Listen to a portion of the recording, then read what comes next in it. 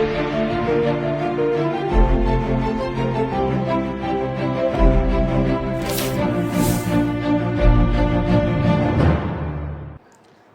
स्वागत है आपका। आप देख रहे हैं सी न्यूज भारत। मैं हूं आपके साथ इशिता। वक्त हो गया उत्तर प्रदेश बुलेटिन का। इस बुलेटिन में बात होगी आगरा की, जहां गोयल सिटी अस्पताल ने AI संचालित robotic joint replacement system launch किया।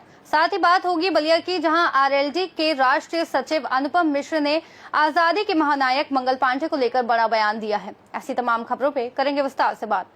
आगरा में आधुनिक चिकित्सा तकनीक की दिशा में एक बड़ी उपलब्धि हासिल करते हुए गोयल सिटी हॉस्पिटल ने AI संचालित रोबोटिक ज्वाइंट रिप्लेसमेंट सिस्टम का सफलतापूर्वक शुभारंभ किया है।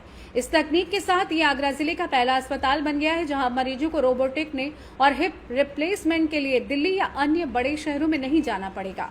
अस्पताल के डायरेक्टर डॉक्टर मुकेश कुमार गोयल ने जानकारी देते हुए बताया कि ये तकनीक पारंपरिक सर्जरी की तुलना में अधिक सटीकता के साथ की जाती है। इससे मरीज को कम दर्द, कम रक्तस्राव और तेज रिकवरी का लाभ मिलता है। उन्होंने कहा कि हमारा लक्ष्य है कि आगरा सहित आसपास के ग्रामीण इलाकों को भी विश्व स्तरीय चिकित्सा सुविधा मिले।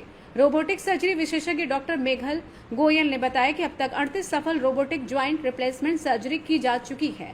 अस्पताल आने वाले समय में व्यापक जन जागरूकता अभियान चलाएगा और निःशुल्क चिकित्सा शिविरों का आयोजन करेगा।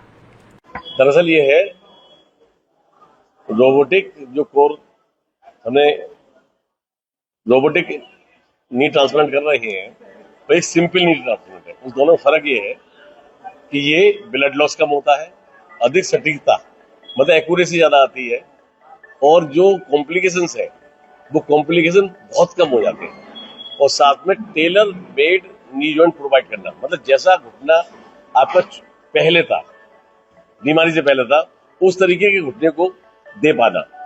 इस कार्य करने से होता क्या है कि जो पहले सिंपल घुटना ट्रांसप्लांट करते थे हम, जिसका कि जीवन 15 या 10 साल या 18 साल था, आज रोबोटिक माध्यम से इसकी लाइफ बढ़ाकर 35 से 40 साल हो जाती है।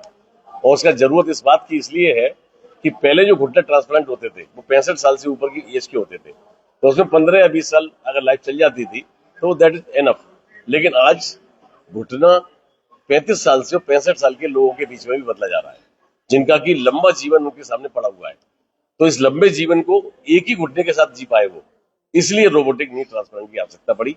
और इसके माध्यम से हम 35 से 40 साल तक का जीवन घुटना दोबारा जरूरत ना पड़े ऐसा दे सकते हैं। डॉक्टर साहब, एक पेशेंट के लिए कितना फर्क है अगर बजट के रूप में बात की जाए नॉर्मल ट्रांसप्लांट में और रोबोटिक ट्रांसप्लांट? अभी हम बात करें कि यूजुअली क्या होता है कि कोई भी मशीन होती है, इंस्टॉल होती है, खर्चा आता है, तो नेचुरली पेशेंट के ऊपर खर्चे बढ़ जाते हैं।